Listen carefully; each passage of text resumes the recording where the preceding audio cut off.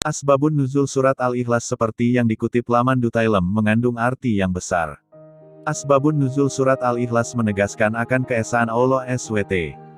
Di mana saat itu, orang-orang kafir Quraisy mempertanyakan esensi Tuhan yang disembah oleh Nabi Muhammad SAW. Berawal ketika Nabi Muhammad hendak hijrah ke Madinah.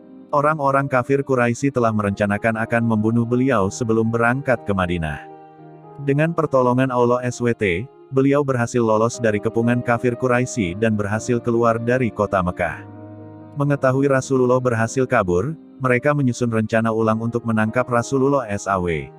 Pertemuan tersebut berlangsung di Darun Nadwah. Keinginan mereka untuk menangkap hidup atau mati Nabi Muhammad sangat besar. Terbukti, siapapun yang berhasil menangkap beliau akan diberi imbalan sebesar 100 unta, 100 budak perempuan Romawi, dan 100 kuda Arab. Kompetisi itu banyak menarik perhatian pemuda Quraisy.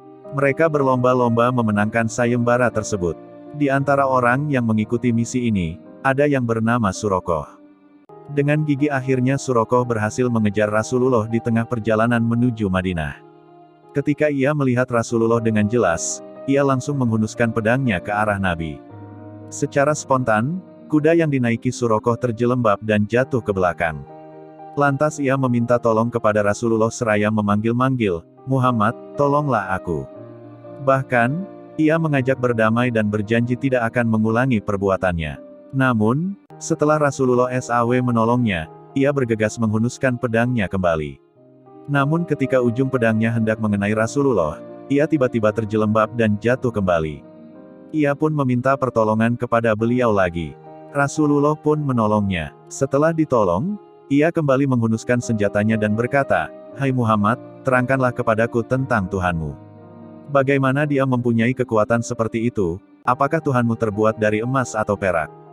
Mendapati pertanyaan Surokoh tersebut, Baginda Rasul menundukkan kepalanya. Kemudian datanglah malaikat Jibril dengan membawa wahyu dari Allah SWT sebagai jawaban atas pertanyaannya Surokoh tadi. Maka turunlah surat Al-Ikhlas sebagai respon atas apa yang ditanyakan Surokoh.